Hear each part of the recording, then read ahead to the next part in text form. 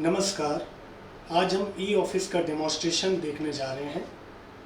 E office का implementation AIIMS Rishikesh में हमारे माननीय निदेशक पद्मश्री प्रोफेसर रविकांत सर के मार्गदर्शन में हुआ और उन्हीं के आदेशानुसार हुआ।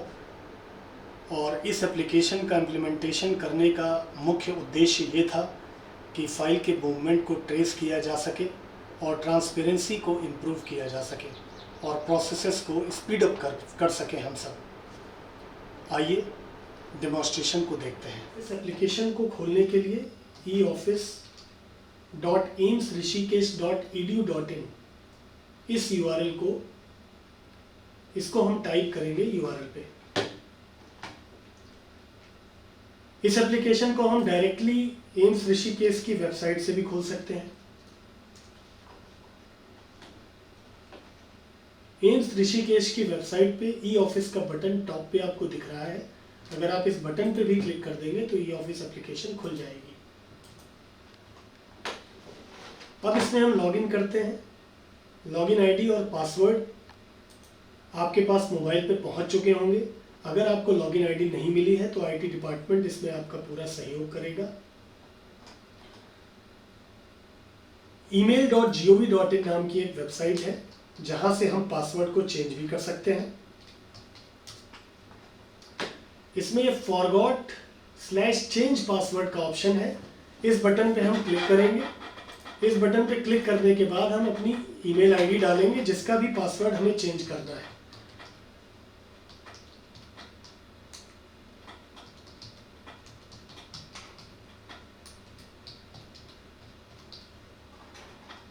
मान लीजिए इस ईमेल आईडी के लिए हमें पासवर्ड चेंज करना है तो हम @nic.in के साथ लिखेंगे। अगर मान लीजिए @nic.in नहीं लिखते हैं तो केवल के पहले वाला जो पार्ट है उसे हम ई ऑफिस एप्लीकेशन में लॉगिन के लिए यूज कर सकते हैं। जैसे देखिए, जब हमने लॉगिन आईडी लिखी तो हमने के बाद का पार्ट नहीं लिखा, भी नहीं लिखा और के बाद का पार्ट भी नहीं लिखा। यहाँ पे हमने अपनी लॉगिन आईडी डाली और लॉगिन आईडी के बाद पासवर्ड डाला और पासवर्ड डाल के हम लॉगिन कर गए। लॉगिन होने के बाद हमें फाइल मैनेजमेंट सिस्टम के ऑप्शन पे क्लिक करना है। जब हम फाइल मैनेजमेंट सिस्टम के ऑप्शन पे क्लिक करेंगे तो हमारे लिए दो इंपॉर्टेंट ऑप्शन है। पहला है रिसिप्ट और दूसरा है फाइल्स। पहला है रिसिप्ट, दूसरा है फाइल्स। रिसिप्ट का भी एक इनबॉक्स है और एक सेंट बॉक्स है। इसी प्रकार से फाइल का भी एक इनबॉक्स है और एक सेंट बॉक्स है। जो भी फाइलें हमारे पास आएंगी वो फाइल के इनबॉक्स में आएंगी। जो भी फाइल्स हमारे एंड से जाएंगी वो फाइल के सेंट बॉक्स में दिखेंगी। जिस प्रकार से आप देख सकते हैं कि हमारे सेंट बॉक्स में बहुत ढेर सारी फाइलें पड़ी हुई हैं। जो भी फाइलें हमारे इनबॉक्स में आने के बाद हमने उस पर जो भी कमेंट करना था कमेंट किया और उसे आगे फॉरवर्ड कर दिया। किसी पर्टिकुलर फाइल को अगर हम ओपन करके देखें तो उसकी पूरी प्रोसेसिंग हमें दिखेगी। किस प्रकार से सबसे पहले वो नोट शुरू हुआ था। इसमें जो भी लेटेस्ट नोट है वो तो दिखा रहे हैं, जो नोट 4 से शुरू होकर नोट 8 तक गए हैं। इससे पहले की नोटिंग अगर देखनी है तो राइट साइड का जो पैनल है, इस पूरे पेज पे दो पैनल दिख रहे हैं। इसमें जो लेफ्ट साइड का पैनल है इसमें नोट शीट दिखेगी और जो राइट साइड का पैनल है इसमें करस्पॉन्डेंस पेजेस दिखेंगे। ऑल पे क्लिक करेंगे तो हमें सारे के सारे करस्पॉन्डेंस पेजेस एक साथ दिख जाएंगे, यानी कि जो जितने भी अटैचमेंट इस फाइल के साथ है वो सारे के सारे हमें यहाँ पर दिख जाएंगे। TOC के बटन पे क्लिक करेंगे तो टेबल ऑफ कंटेंट दिखेगा कि किस पेज से लेकर किस पेज तक कौन सा एनेक्सर अटैच्ड है। अगर किसी पर्टिकुलर एनेक्सर को खोलना है तो हम उस लिंक पे क्लिक करेंगे और वो पर्टिकुलर एनेक्सर खुल जाएगा। नोट शीट में अगर हमको कमेंट ऐड करना है, हमारे एंड पे अगर इनबॉक्स में कोई फाइल आई हुई है तो ऐड ग्रीन नोट बटन का यूज करके हम कर सकते हैं। अब चूंकि हमारे अकाउंट में दो सेपरेट अकाउंट क्रिएटेड है, एक तो हमारी पोस्ट नोडल ऑफिसर की है और दूसरी प्रोग्रामर की है। तो चूंकि नोडल ऑफिसर के इनबॉक्स में कोई भी फाइल नहीं है इसलिए हम प्रोग्रामर वाले इनबॉक्स से देखते हैं। प्रोग्रामर वाले इनबॉक्स में हमारे पास ये फाइल आई है, purchase of Microsoft volume licensing की, जिसे श्री गौरव चिकारा सर ने हमारे एंड पे भेजा है। इस फाइल को हम ओपन करेंगे। इस फाइल को ओपन करने के बाद हमें ये सारे के सारे कमेंट्स, जैसे अभी पिछली फाइल में हमने बात करी थी और आपको दिखाया था, उसी प्रकार से इस फाइल में भी जो लेटेस्ट नोट है वो तो दिख रहे हैं, लेकिन प्रीवियस नोट देखने के लिए प्रीवियस नोटिंग के बटन पर क्लिक करेंगे। प्रीवियस नोटिंग के बटन पर क्लिक करते ही सारे के सारे नोट आ जाएंगे। स्क्रॉल करने के बाद हम नोट 1 से चल पाएंगे। नोट 1 पे अनुराग शुक्ला ने इस फाइल को इनिशिएट किया था, यानी कि मेरे द्वारा ये फाइल चलाई गई। इस फाइल को हमने इस तारीख को इस समय पर आगे बढ़ाया था, जिसे कि पुनीत धमीजा सर ने, जो कि हमारे मेंबर सेक्रेटरी हैं आईटी के, उन्होंने अपने कमेंट के द्वारा इस फाइल को आगे बढ़ाया। आगे बढ़ाने के बाद निदेशक महोदय के एंड पे फाइल गई, फिर उन्होंने अपने कमेंट्स किए। इसी तरीके से फर्दर जो भी अथॉरिटी के पास वो फाइल गई, उनकी अगर फर्दर कोई क्वेरी थी तो वो क्वेरी करने के बाद वापस मेरे पास भेज सकते हैं सेंड से, और या फिर आगे बढ़ाना है उस फाइल को अपने कमेंट के साथ, तो वो सेंड बटन पे क्लिक करके जिसको भी मार्क करेंगे उनके पास फाइल चली जाएगी। अब यहाँ पे हम देख पा रहे हैं, क्योंकि ये फाइल हमारे इनबॉक्स में आई थी, तो ऐड ग्रीन नोट का बटन इनेबल्ड मोड पे आ रहा है। ऐड ग्रीन नोट बटन पे हम जब क्लिक करेंगे तो हमें माइक्रोसॉफ्ट वर्ड की तरह एक एडिटर आ जाएगा। इस एडिटर पे हम जो कुछ भी लिखेंगे और भेजना चाहेंगे उसको भेज पाएंगे। सपोज करिए इस फाइल में हम लिखते हैं फॉरवर्डेड,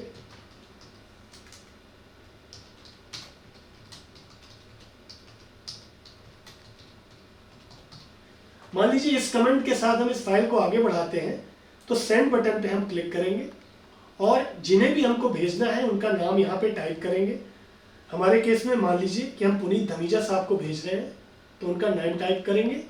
और हो सकता है किसी एक ही पर्सन को डिफरेंट पोस्ट असाइंड हो, तो हमारे केस में क्योंकि हम आईटी से रिलेटेड फाइल चला रहे हैं, तो पुनीत धमीजा साहब के मेंबर सेक्रेटरी आईटी वाले अकाउंट पे क्लिक करेंगे। उसको सेलेक्ट करने के बाद अगर हमें एक्शन में सेलेक्ट करना है तो हम चाहे तो यहाँ से एक्शन भी सेलेक्ट कर सकते हैं, लेकिन चूंकि हम नोटशीट पे ही ऑलरेडी लिख चुके हैं कि किस एक्शन के लिए हमने फाइल उनको फॉरवर्ड करनी है। उसकी प्रायोरिटी क्या है, मोस्ट इमीडिएट फाइल है, इमीडिएट फाइल है, आउट टुडे है। ये सेलेक्ट करने के बाद अगर कुछ रिमार्क देना है तो दे सकते हैं, या फिर इसको खाली भी छोड़ सकते हैं। सेंड बटन पे जैसे ही क्लिक करेंगे तो ये फाइल डॉक्टर पुनीत धमीजा साहब के इनबॉक्स में दिखने लगेगी। इस प्रकार से हम अपनी फाइल को भेज सकते हैं। हमारी फाइल हमारे इनबॉक्स में थी। इनबॉक्स में जाने के बाद हमने उस फाइल पे क्लिक किया। उसके बाद हमने अपना जो भी कंटेंट लिखना था, अभी हम इस नोट को डिस्कार्ड कर रहे हैं क्योंकि हमने पहले लिख दिया था, इसको डिस्कार्ड किया।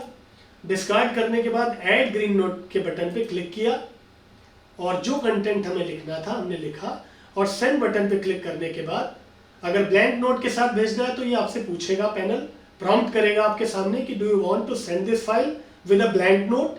अगर आप ओके कर देंगे तो ब्लैंक नोट के साथ ही फाइल चली जाएगी, और अगर आप इसमें कुछ कंटेंट लिखना चाहते हैं तो कंटेंट लिखेंगे उसको। ये जो भी सारे टूल्स आपको इस एडिटर में दिख रहे हैं, इन टूल्स का यूज कर सकते हैं। इन टूल्स का यूज करके आप उसको फर्दर बोल्ड, इटैलिक या जो भी फंक्शन आप इसमें से अप्लाई करना चाहें कर सकते हैं और सेंड कर सकते हैं उन फाइल्स को।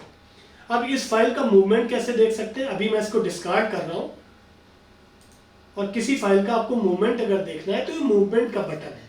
इस मूवमेंट के बटन पे जब आप क्लिक करेंगे तो आपको इस फाइल का पूरा मूवमेंट दिखेगा। ये फाइल पहले अनुराग शुक्ला के द्वारा चलाई गई, फिर ये डॉक्टर पुनीत धमीजा साहब के पास गई 20 तारीख को 12:42 पे। फिर धमीजा साहब ने इसे अपने कमेंट के साथ डायरेक्टर सर के पास फॉरवर्ड किया। फिर डायरेक्टर सर ने अपने कमेंट्स के साथ पुनीत धमीजा सर को फॉरवर्ड किया।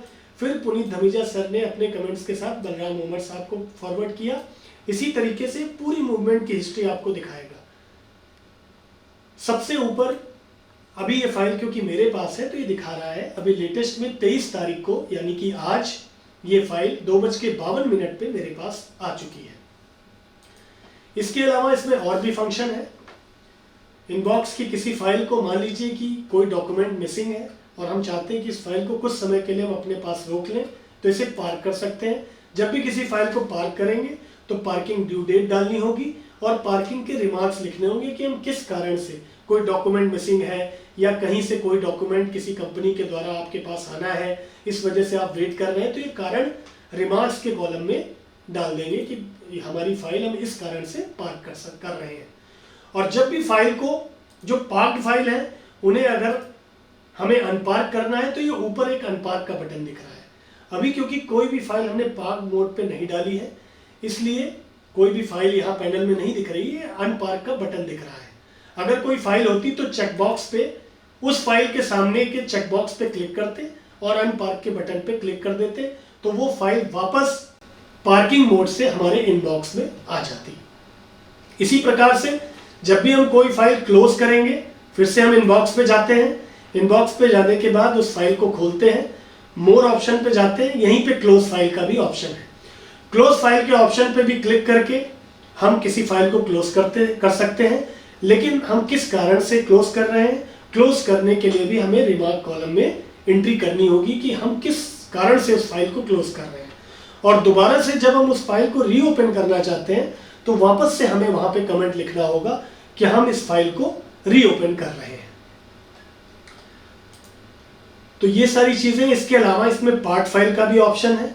पार्ट फाइल हम क्रिएट कर सकते हैं। क्रिएट पार्ट के ऑप्शन पे क्लिक करके ब्राउज करेंगे उस फाइल को, जो भी पर्टिकुलर फाइल है वो यहाँ पर लिस्टिंग में आ जाएगी। क्योंकि इस अकाउंट में कोई फाइल अभी नहीं है इसलिए कोई फाइल नहीं दिख रही है, लेकिन हमारे दूसरे अकाउंट में फाइल पड़ी हुई है।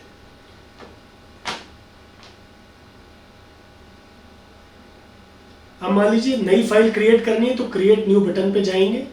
ये बेसिक हेड है, ये प्राइमरी हेड है, ये सेकेंडरी हेड है और ये टर्शियरी हेड है। तो एटलीस्ट प्राइमरी, बेसिक, प्राइमरी और सेकेंडरी हेड में हम एंट्रीज ले लें। कई सारे डिपार्टमेंट के लिए एंट्री कर भी दी गई है। मान लीजिए कॉमन ऑफिस सर्विसेज की फाइल है तो कॉमन ऑफिस सर्विस सेलेक्ट करेंगे। हमारे केस में